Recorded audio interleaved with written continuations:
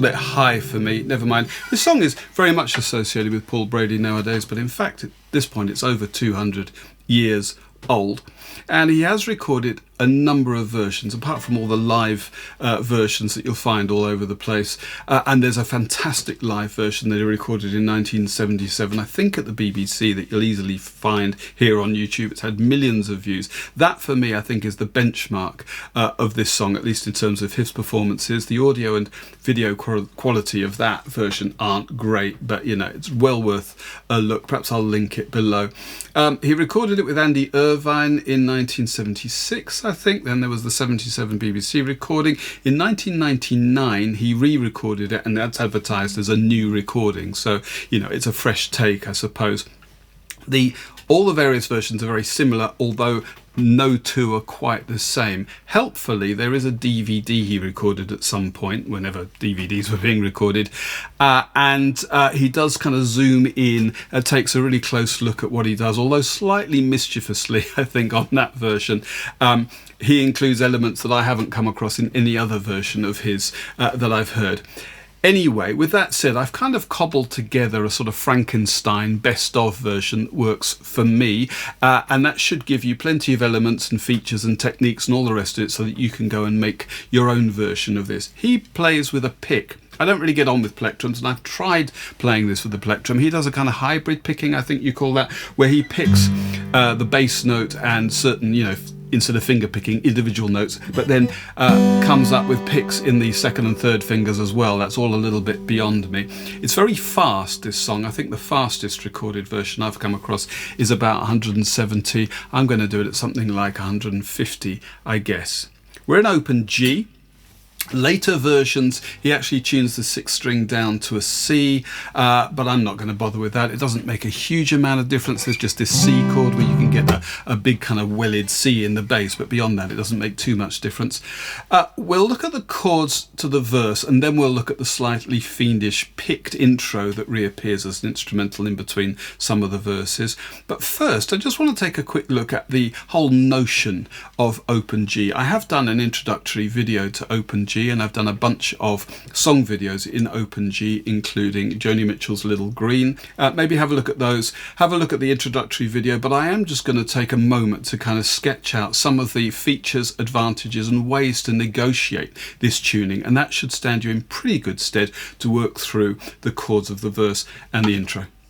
Now, a great feature of open G tuning, of course, is that these strings create a G chord if you just play the open strings, hence the name. The sixth string is tuned to a D, a tone lower than normal, in octaves with the open fourth string. Then the fifth string is tuned down a tone to G, in octaves with the open third string.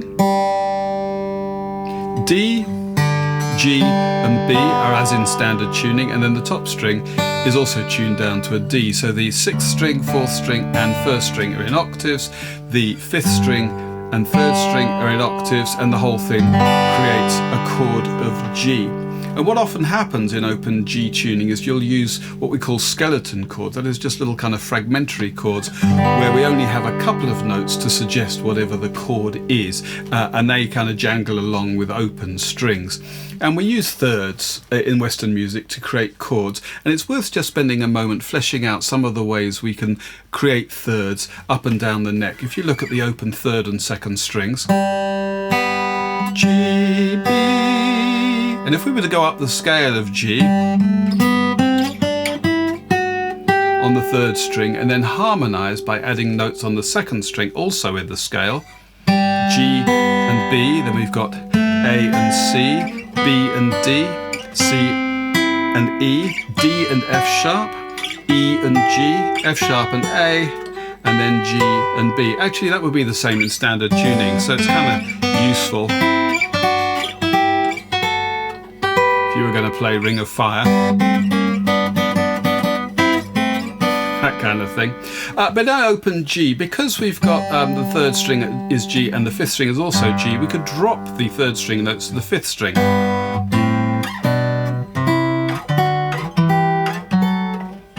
And we don't go all the way up there in this song, but we certainly get that far. Okay, so that's an octave and a third, that's now tenths. Also very useful. There's another third in this tuning between the second string B and the top string D, and again you could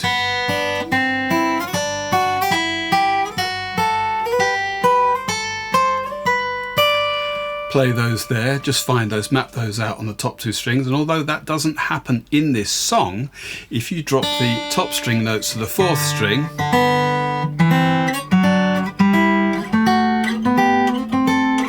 then we get those. Those are thirds turned upside down, what's called inverted. They're now sixths.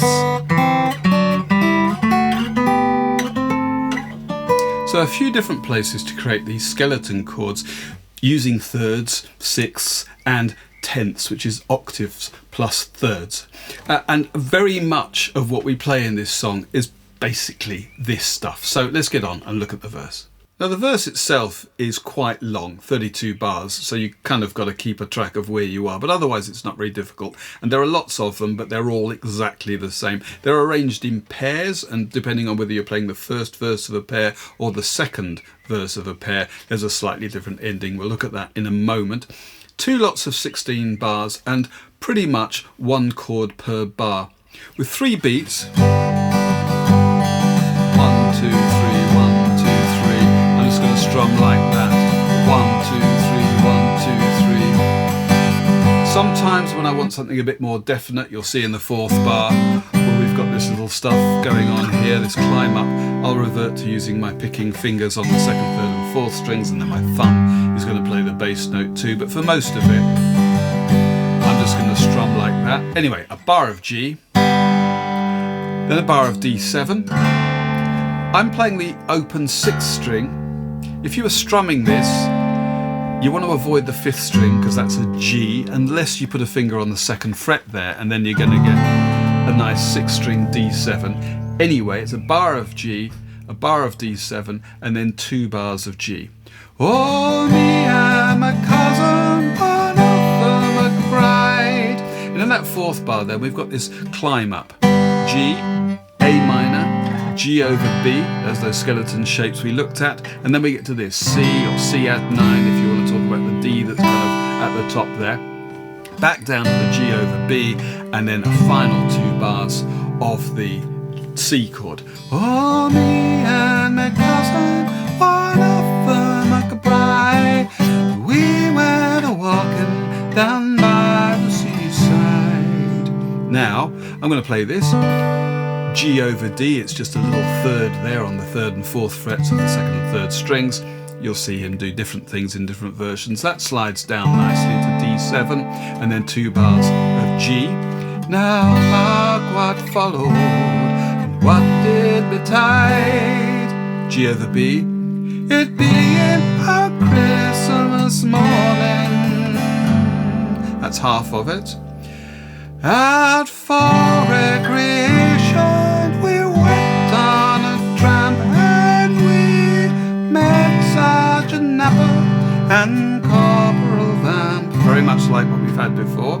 Now again, a little wee drummer intending to camp for the day, be it pleasant and charming. That's all of it. As I say, they're all exactly the same. In the first verse, day be it pleasant and charming, we get this min. Okay, anyway, in certain versions you get that, variations on it. This C chord, then this G here on the 3rd and 5th frets of the 2nd and 4th strings, back down to the C. The day being pleasant and charming. Good morning, good morning. And then we get into the 2nd verse. When we get to the end of that, and drink the king's health in the morning, we just get a single bar of D7, and then we're into the 3rd verse. So what I'm going to do here, rather than you having to listen to me sing, I'm just going to strum through the whole of the 1st verse, including the little tag, without the singing.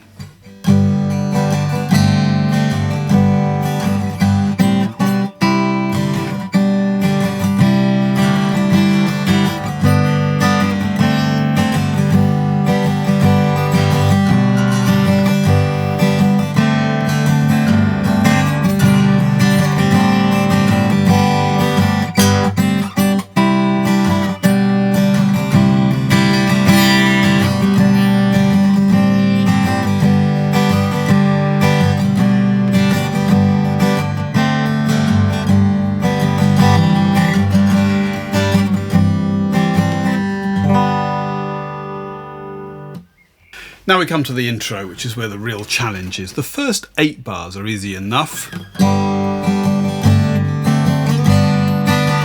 That kind of a thing. On the version he plays with Andy Irvine, he does this.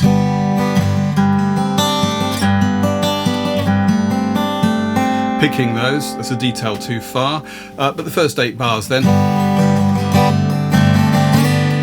Maybe slide and hammer on.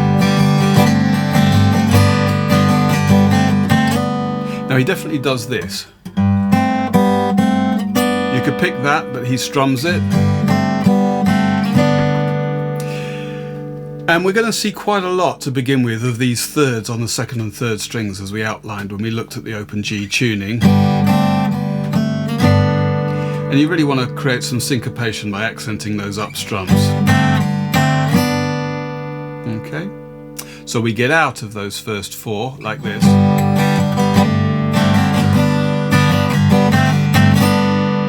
And having done that, we're into the first 4 bars proper, and it follows the scheme of the verse pretty much.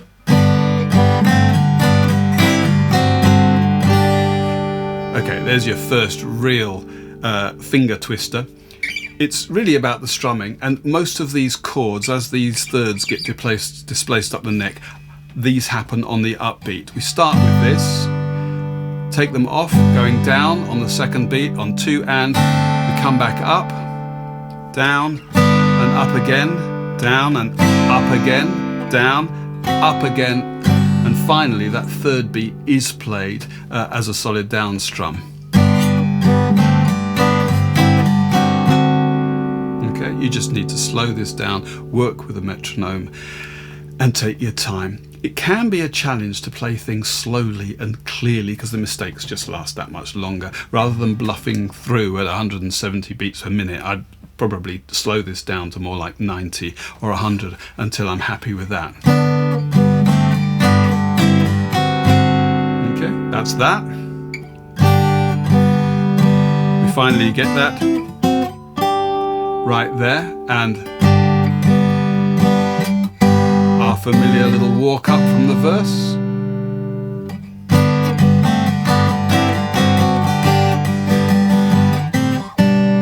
Okay, that's the first 4 bars. In the next 4 bars, and depending on which version you're emulating, he slides just on the 3rd string or maybe the 2nd and 3rd string.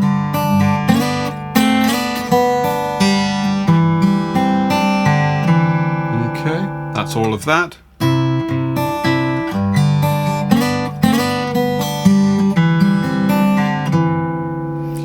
In the next 4 bars, the finger that was on the 2nd fret of the 4th string there, that slides up, and now we get the most challenging part of the entire piece.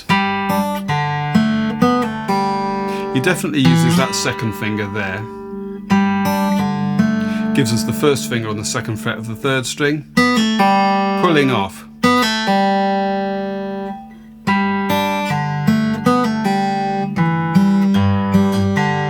And you might use pull-offs there. And he deliberately kind of blocks that to create a real syncopation. And then slides that up. And that takes us into the last 4 bars of that first half. So,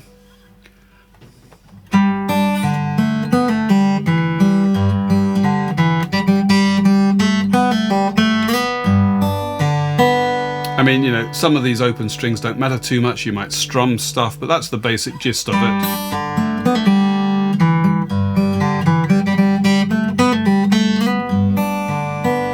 Okay, and we end up with this. So,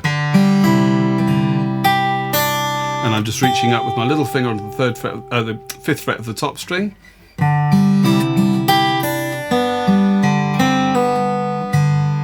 Onto D7. And that takes us then at the very end into something that's a lot like the 8th bar. Okay, that takes us back to the beginning, and we have a slightly different ending. So let me see if I can play all of that, including the very first 8 bars, up to speed.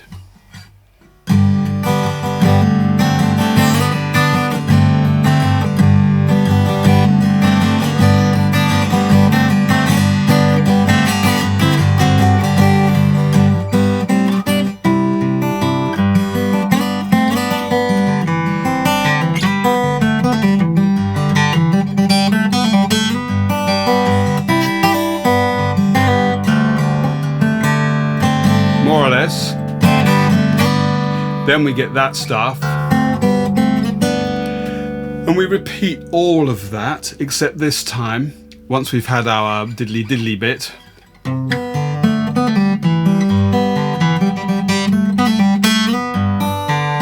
we get this again.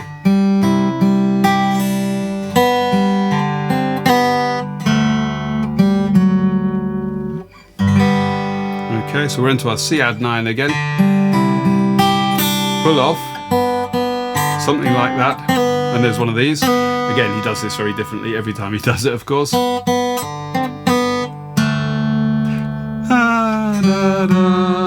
Coming across an open 3rd string. That takes us into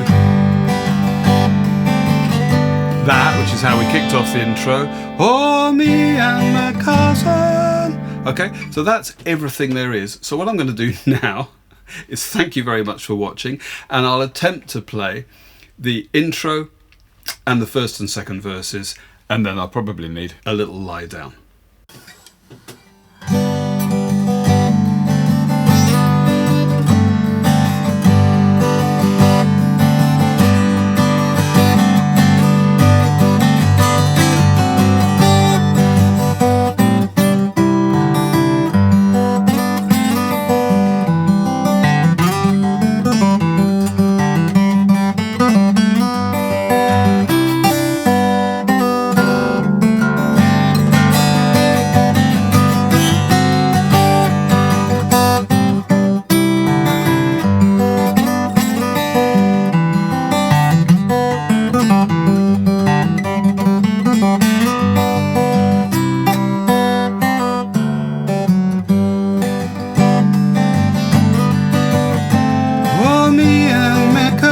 One of the McBride as we went walking down by the seaside. Now mark what followed and what did me tide. It being a Christmas morning, out for recreation we went on a tramp, and we met Sergeant Napper and Corporal Vam and a little drummer intending to camp for the day be pleasant and charming.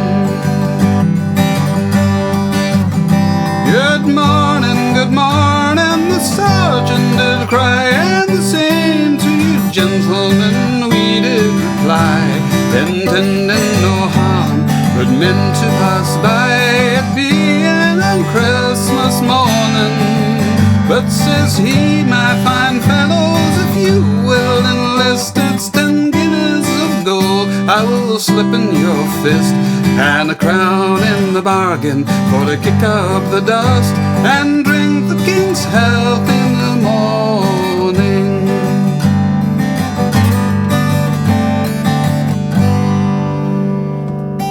And that's it.